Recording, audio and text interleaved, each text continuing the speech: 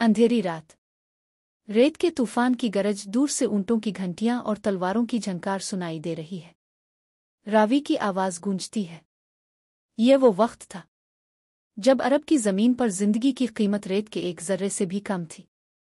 ताकतवर कमजोर को निगल जाते और इंसाफ सिर्फ तलवार की धार पर लिखा जाता। बेटियां पैदा होतीं तो जिंदा दफन कर दी जातीं, गुलामों को जानवरों से भी बदतर समझा जाता और खून बहाना एक खेल था।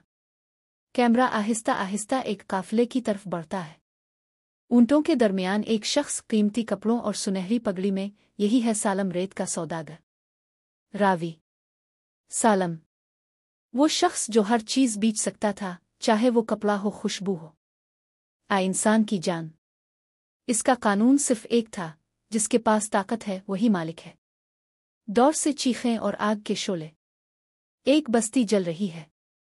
सालम के सिपाही मर्दों को कत्ल कर रहे हैं, औरतों और बच्चों को कैद कर रहे हैं।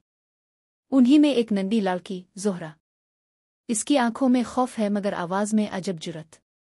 ज़ोहरा लरसती आवाज में, रेत तुम्हारी मलकियत नहीं तो मैं कैसे तुम्हारी हो सकती हूँ। सालम लम्हा भर के लिए चुप हो जाता है। हुआ का शोर बढ़ जाता है। रावी, ये जुमला इसके दिल में ऐसा यात्रा के बरसों की रेत हिलने लगी। इसे अंदाजा ना था कि जल्द ही एक सदा इसकी दुनिया बदल देगी। ला अला इल्ला उल्ला। उन्वान, रेत का सौदागर। कहानी। रेगिस्तान की तेज हुआ शाम के वक्त रेत के जरों को आसमान तक आड़ा रही थी। मकवा के करीब एक कबीले में सालम नाम का शख्स रहता था। वो मशहूर था, दौलत का मालिक, ऊंटों का काफिला, कीमती कपड़े, खुशबुएं और गुलाम। सब कुछ इसके पास था, लेकिन दौलत के साथ साथ उसके दिल में गुरूर, जुल्म और बेरहमी भी उतरी हुई थी। इस दौर में ताकत ही कानून थी। जिसके पास ज्यादा हथियार और ज्यादा आदमी, वही सरदार और वही हक पर।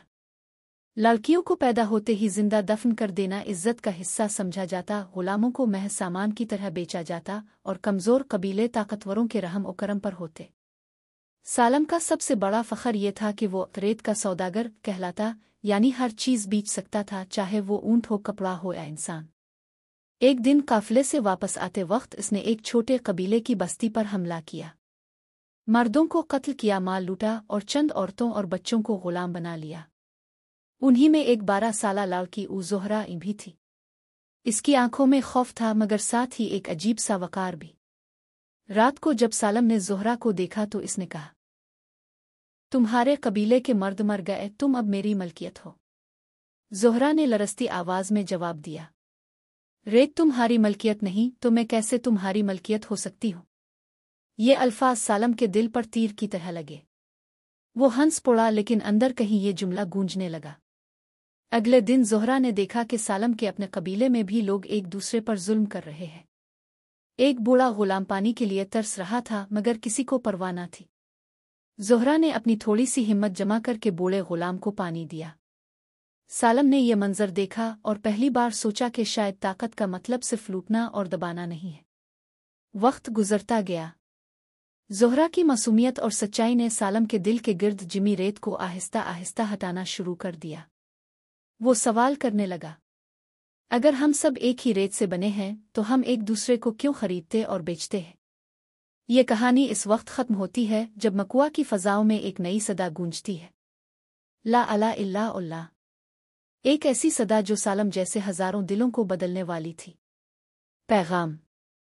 ये कहानी याद दिलाती है कि इस्लाम आने से पहले का जमाना जुल्म, जहालत और बेरहमी से भरा हुआ था, मगर सच्चाई और नेकी के बीज हमेशा इंसान के दिल में छुपे रहते हैं, और जब रोशनी आती है तो सबसे सख्त दिल भी बदल सकता है।